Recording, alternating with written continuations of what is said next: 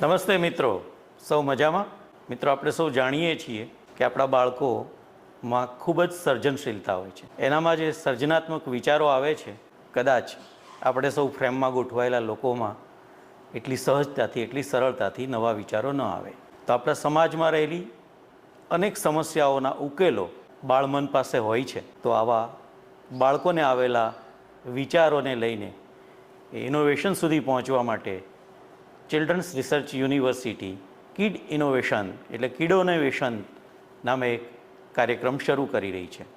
આપ સૌ શિક્ષક મિત્રોને મારી નમ્ર વિનંતી છે કે આપ આપની શાળામાં બાળકોને આપણી આજુબાજુમાં શું સમસ્યાઓ છે એ સમસ્યાઓ એકત્ર કરવા માટે થોડો સમય આપો, થોડું વાતાવરણ આપો અને 8-10 દિવસ પછી આવા બાળકોને ફરી પૂછો કે શું સમસ્યાઓ છે અને શું એનો ઉકેલ હોઈ શકે. એમાંથી જરૂર ચોક્કસ આપણને કોઈને કોઈ ઉકેલ પણ મળી આવશે. હું આપને ઉદાહરણ આપું.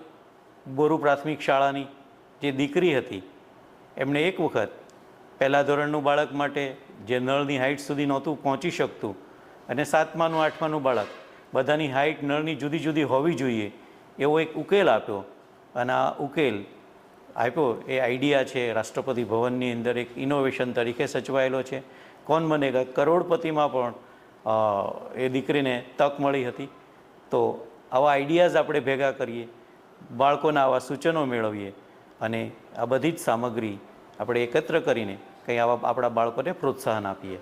મિત્રો, આગામી સમયે આપણે આ વોટ્સએપ ગ્રુપની અંદર નિયમિત મળતા રહીએ અને અત્યારે આપને જે પોસ્ટર મોકલવામાં આવે છે વધુને વધુ શિક્ષકો સુધી અને શિક્ષકો અને વાલીઓ મારફત વધારે વધારે આવા સર્જનાત્મક બાળકો સુધી પહોંચાડવા માટે નમ્ર વિનંતી કરું છું. આભાર.